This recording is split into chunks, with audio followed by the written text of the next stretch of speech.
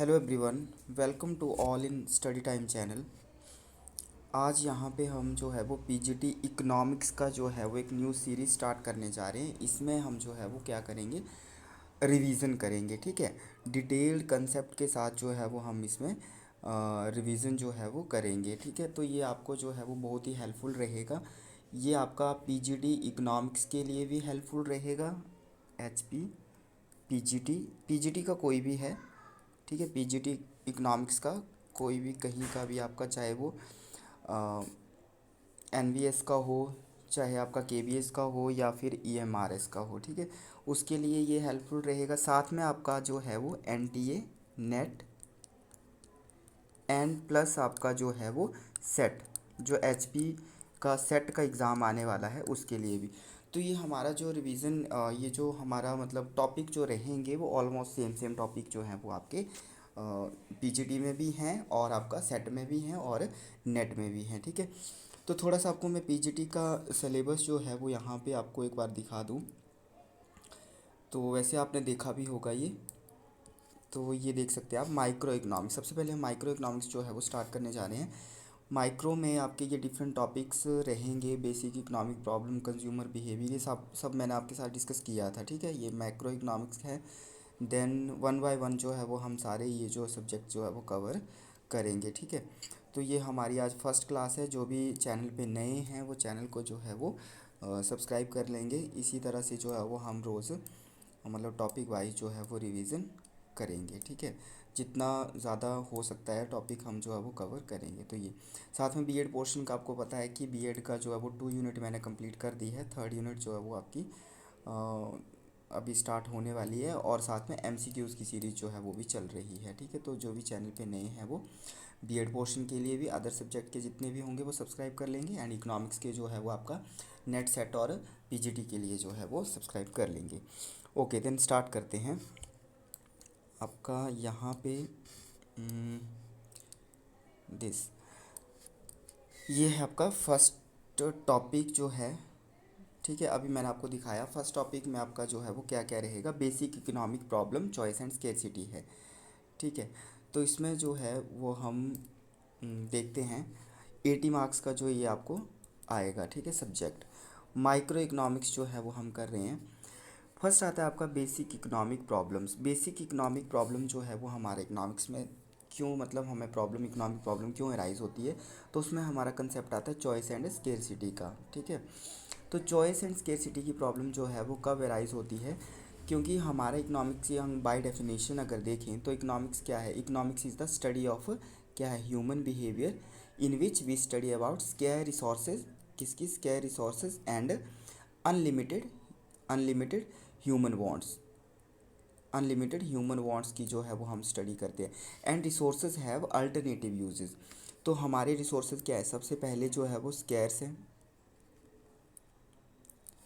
और हमारी वांट्स जो है वो क्या है, अनलिमिटेड ह्यूमन वांट्स है। एंड थर्ड जो है वो हमारे रिसोर्सेज के जो है, रिसोर्सेज हैव अल्टरनेटिव यूजेस, क्या है उसके अल्टरनेटिव यूजेस, अल्टरनेटिव यूजेस। तो ये बाय डेफिनेशन हमें बताता है कि अर्थशास्त्र जो है वो एक ऐसा विज्ञान है जिसमें हम मानव बिहेवियर के की स्टडी करते हैं, व्यवहार का अध्ययन करते हैं, और जिसमें जो है वो हम क्या देखते हैं कि हमारे क्या रिसोर्सेज आर, संसाधन जो है वो क्या है, लिमिटेड हैं। संसाधन जो है वो स्केयर रिसोर्सेज एंड आपका कम है, एंड वांट्स जो है, हमारी इच्छाएं जो है वो अनलिमिटेड हैं, and how to satisfy our unlimited wants by the limited resources, and resources have alternative uses. Alternative uses में अगर बात करें कि अगर आपके पास 1000 है, ठीक है, तो अब 1000 रुपीज़ से आप सोचते हैं कि मैंने जो है वो मार्केट में जाते हैं, आपने पहले सोचा है कि मैंने शर्ट लेनी है या पैंट लेनी है, तो आपका उस वे में 1000 का आपका क्या है, आपकी जो इच्छाएं हैं वो क्या है, ज़्यादा हैं, वांट्स जो है अनलिमिटेड हैं।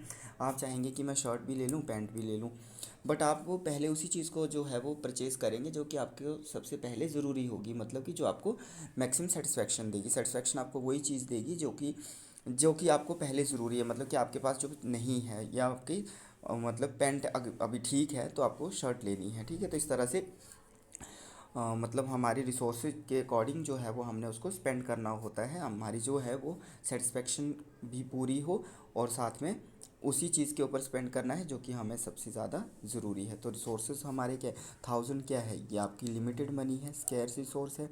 वांट्स क्या होगी, हमारी पैंट भी लेना चाहते हैं, शर्ट भी, शूज़ भी, तो ये आपकी अनलिमिटेड वांट्स होगी। और अल्टरनेटिव यूजेस डिफरेंट डिफरेंट, मैं इसमें से खर्च करूँ, दूसरे में खर्च करूँ या तीसरे में खर्च करूँ, तो आपके यूजेस भी क्या है, अल्टरनेटिव यूजेस हैं उनके, ठीक है। अब नेक्स्ट अगर हम बात करें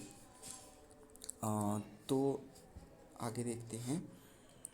अब फर्स्ट है आपका कि चॉइस एंड स्केर्सिटी। चॉइस की बात करें तो आपका चॉइस का choice refers to the act of selecting one option from a set of available alternative. मतलब कि उसमें चॉइस में क्या है कि आपके यहाँ पर मतलब ये है, तो इसमें से आपको एक चीज़ को सिलेक्ट करना है, बहुत सारी चीज़ें हैं, एक चीज़ को सिलेक्ट करना है। एक चीज़ को सिलेक्ट क्यों करना है, क्योंकि आपके पास जो है वो उतना मनी नहीं है, ठीक है।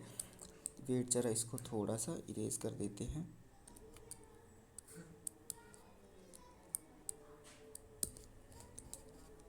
तो आपके पास जो मनी है वो क्या है, लिमिटेड है, but choice refers to the act of selecting one option from a set of available alternatives. Alternatives आपके पास जो है वो ज़्यादा है, सेट ऑफ अवेलेबल अल्टरनेटिव्स हैं, बट आपके पास आपने क्या है, चॉइस की प्रॉब्लम राइज आपके पास तभी होती है जब आपके रिसोर्सेज जो हैं वो मतलब कि you have limited resources and unlimited human wants. Clear, तो इस तरह से नेक्स्ट देखते हैं। तो choice refers to the act of selecting one option from a set of available alternatives. Next है आपका स्कैरसिटी। स्कैरसिटी की अगर हम बात करें तो स्कैरसिटी जो है, scarcity is the fundamental economic problem that arises from the imbalance between unlimited human wants and limited resources। मतलब स्केर्सिटी कब अराइज होगी, जब आपका इम्बैलेंस होगा। स्केर्सिटी जो है वो फंडामेंटली इकोनॉमिक प्रॉब्लम है, ये भी आर्थिक समस्या है, और ये कब अराइज होगी, जब इम्बैलेंस होगा between the unlimited human wants and limited resources. कि ह्यूमन वांट्स क्या है, ह्यूमन वांट्स अनलिमिटेड, ठीक है, अनलिमिटेड, और आपका रिसोर्सेज क्या है, लिमिटेड। तो उसके थ्रू जो है फिर स्केर्सिटी की प्रॉब्लम होगी कि कहाँ पर जो है वो हम खर्च करें, ठीक है। तो इसी तरह से जो है वो पहले हमने देखा चॉइस की कौन सी ऑप्शन, मतलब काफ़ी ऑप्शन है और कौन सी चीज़ को हम परचेज़ करें।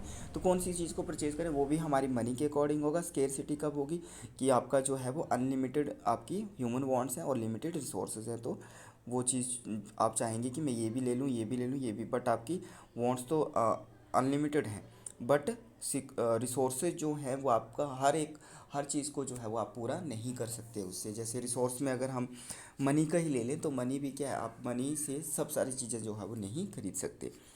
The three main economic problem arising from scarcity.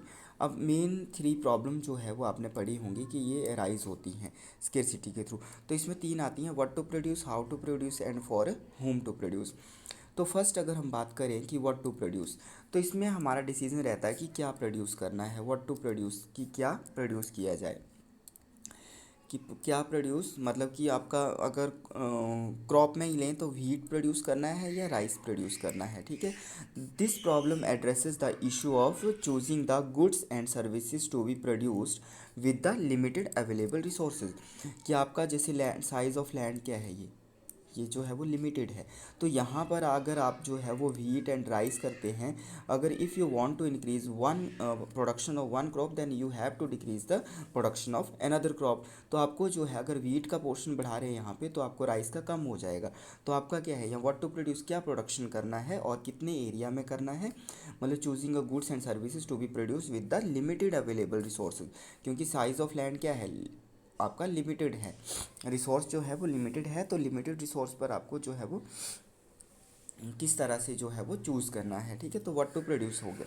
Next आता है आपका how to produce. How to produce की बात करें तो कैसे प्रोडक्शन करना है। हाउ टू प्रोड्यूस में हमारी टेक्निक की हम बात करते हैं। इसमें दो तरह की टेक्निक आती है, एक आती है आपकी लेबर इंटेंसिव और दूसरा आता है कैपिटल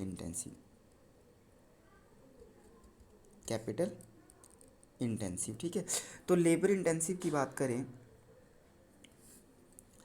तो आपका जिसमें क्या होगा, मोर देन 50% जो है वो आपका ज़्यादा से ज़्यादा लेबर ही यूज़ होगा, तो वो लेबर इंटेंसिव टेक्निक होगी। कैपिटल इंटेंसिव की बात करें तो जिसमें ज़्यादा से ज़्यादा जो है वो क्या लगेगा, आपका कैपिटल लगेगा। ठीक है, तो वो आपकी capital.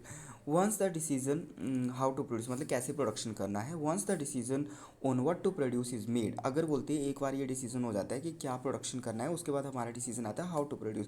The next economic problem is determining how to produce those goods and services, की उन गुड्स एंड सर्विसेज को जो है वो आपने कैसे प्रोड्यूस करना है। ठीक है, then this involve choosing the production method. अब यहाँ पर क्या है, प्रोडक्शन मेथड, जो कि मैंने आपको पहले बताए दो। तो these are the techniques, these are the methods. तो there are two methods, first is आपका labour intensive method and second one is capital intensive method. So taking into account factors such as the availability and cost of labour, capital and technology. Third one is the technology, किस technology के through जो है वो आपको करना है, but mostly हम mainly देखते हैं कि लेबर लगाना है या कैपिटल। तो कैपिटल वाला भी आपका जो है वो मतलब मशीनरी वगैरह से करना है, तो वो एक तरह से टेक्नोलॉजी में आ गया। ठीक है, तो लेबर, कैपिटल या फिर आपका टेक्नोलॉजी, तो ये हो गया how to produce. Third one is for whom to produce. Whom to produce जो है वो आपका किसके लिए प्रोडक्शन करना है, the production it would be for self consumption और फॉर द सेलिंग पर्पज़, क्या अपने खुद के लिए प्रोडक्शन करना है या सेल के लिए। ठीक है, प्रॉफिट मोटिव से। क्या रिच के अकॉर्डिंग होना चाहिए, सोसाइटी में भी different section of the society है, तो आपका क्या एक रिच सेक्शन के अकॉर्डिंग होना चाहिए या पुअर सेक्शन के अकॉर्डिंग होना चाहिए। तो आपका जो है वो होम टू प्रोड्यूस में क्या होगा कि this problem involves deciding how to distribute the produced goods. जो भी हमारे इसमें हम डिस्ट्रीब्यूशन की बात करते हैं, लैंड लेबर कैपिटल एंटरप्रेन्योर वगैरह, या हमारे जो प्रोड्यूस्ड गुड्स हैं उनको जो है वो how to distribute among the member of the society, कि जो हमारा प्रोडक्शन हुआ है उसको किस तरह से जो है वो रिच सेक्शन या फिर पुअर सेक्शन, तो अमंग द सोसाइटी जो है वो गुड्स एंड सर्विसेज का कैसे जो है वो डिस्ट्रीब्यूट करना है, तो वो होम टू प्रोड्यूस होगा। मतलब होम टू प्रोड्यूस में वही चीज़ आ गई कि किसके अकॉर्डिंग प्रोडक्शन होगा, फॉर द सेल्फ कंजम्पशन या सेलिंग पर्पज, या फिर for according to the rich people या according to the poor people, या according to the different different type of people, या फिर आपका डिफरेंट मतलब कैटेगरी पीपल, या मतलब जो भी category different income categories people. ठीक है, तो उनके अकॉर्डिंग मतलब कि उसमें rich poor and middle class जो है वो आएंगे, तो among the member of the society, की सोसाइटी में मेंबर जो है उनके अकॉर्डिंग जो है वो होम टू प्रोड्यूस, किसके लिए उत्पादन। नेक्स्ट आता है आपका, नेक्स्ट बात करें तो नेक्स्ट है आपका concept positive economics and normative economics. Positive economics क्या है और नॉर्मेटिव इकोनॉमिक्स क्या है। पॉजिटिव इकोनॉमिक्स में हम बात करते हैं कि व्हाट इज़, इतना आपको पता होगा व्हाट इज़, एंड नॉर्मेटिव में होगा कि आपका व्हाट आउट टू बी। ठीक है, तो व्हाट इज़ में अगर बात करें कि the poverty ratio in India is this, मतलब कि तो पॉवर्टी परसेंट जो है वो इतना है, तो मैंने इतना बता दिया कि 20% है या इतना है, 10% है, 15%, तो ये क्या है positive economy. Normative, the poverty ratio it should be decreased after 2 year या विद इन द 3-5 ईयर में इतना डिक्रीज होना चाहिए। तो बट आउट टू बी कितना होना चाहिए, मतलब it should be decrease by 10%, 15% या 5%, तो इतना डिक्रीज होना चाहिए, वो आपका आ गया नॉर्मेटिव। पॉजिटिव में आप आगे आपका कि ये मतलब प्रेजेंटली ये स्टेटस है, that is the what is क्या है at present positive economics. Normative what should be, मतलब व्हाट आउट टू बी, तो क्या होना चाहिए। तो यहाँ देखते हैं ज़रा, positive economics is concern with explaining what is, ठीक है क्या है, और आपका that is it describe theories and laws to explain observed economic phenomena. तो ये क्या एक्सप्लेन करता है, theories and laws to explain observed economic phenomena. Whereas normative economics क्या किससे रिलेटेड है, it is concern with the what should be या what ought to be, क्या चीज़ होनी चाहिए। ठीक है, at present the unemployment rate is 7%, suppose ऐसे बोल रहा हूँ मैं। ठीक है, तो that is the positive economics, but it should be decreased by 5% या इट शुड बी 2%, तो दैट इज़ द क्या होगा वो normative economics. So next is deductive and inductive method of analysis. अब डिडक्टिव एंड इंडक्टिव मेथड की अगर हम बात करें, सो हमारा जो है वो 2 मेथड्स आते हैं, एक आता है डिडक्टिव, एक आता है इंडक्टिव। डिडक्टिव में क्या करते हैं, it begins with a general premises or theory. General to particular मतलब कि जिसमें हम जर्नल से पर्टिकुलर की तरफ जाते हैं, दैट इज़ द डिडक्टिव। और पर्टिकुलर टू जर्नल जो होगा, स्पेसिफिक टू जर्नल, वो आपका होगा इंडक्टिव। तो deductive method, deductive reasoning starts with a journal theory. ये आपका जर्नल थ्योरी से, ठीक है, पूरा थ्योरेटिकल थ्योरी से स्टार्ट होता है या फिर hypothesis, and then examine specific cases. फिर हम जो है वो किसी कंक्लूजन स्पेसिफिक केसेस पर जो है वो पहुंचते हैं, observations to see if they confirm the theory. So begin with, ये लिखा हुआ है, आपको देख सकते हैं कि begin with the general premise और थ्योरी। ये थ्योरी है, जर्नल प्रीमाइज से स्टार्ट करते हैं एंड स्पेसिफिक की तरफ, पर्टिकुलर की तरफ जो है वो जाते हैं। इंडक्टिव में क्या होता है, the definition is inductive reasoning starts with specific observation. ये आपकी एक ऑब्जर्वेशन से स्टार्ट होगा, फिर थ्योरी की तरफ जाएंगे, फिर cases uses them to general principle or theories, फिर हम जर्नल प्रिंसिपल्स या थ्योरीज की तरफ जो है वो जाते हैं। So begin with specific observation or data. तो ये स्पेसिफिक ऑब्जर्वेशन से बिगिन होती है, देन फिर आपका जो है वो थ्योरीज की तरफ जो है वो जाते हैं। सो स्पेसिफिक ऑब्जर्वेशन से स्टार्ट होगा। नेक्स्ट आता है आपका equilibrium, existence, stability and uniqueness.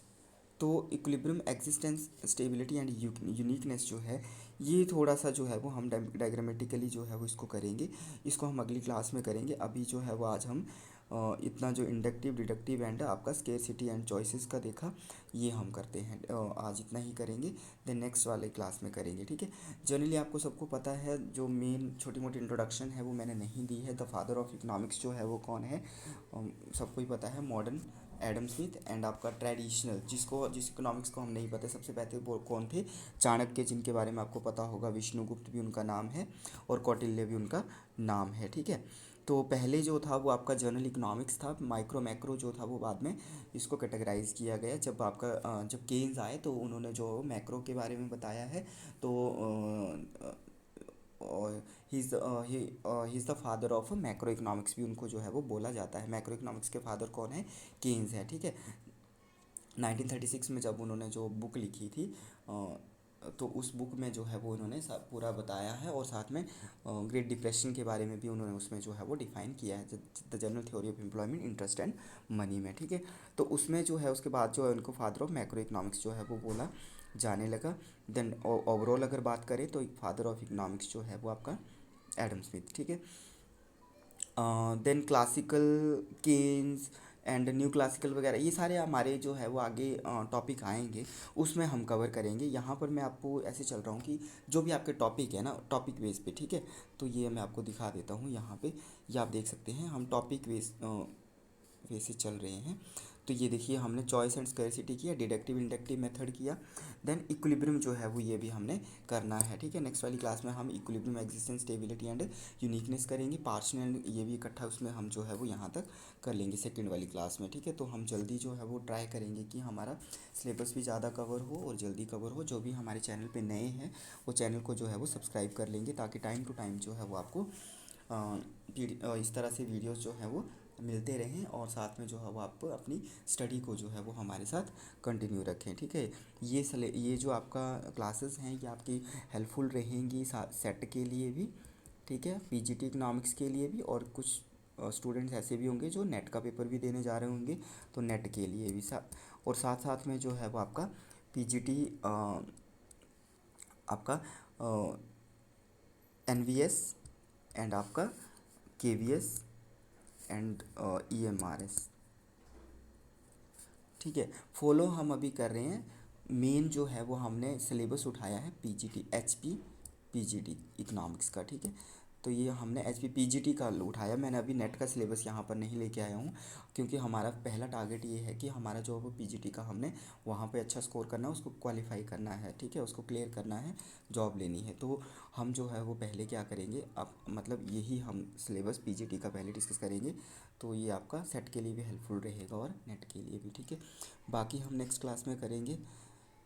Then जो भी चैनल पे नए होंगे वो सब्सक्राइब कर लेंगे। Thank you.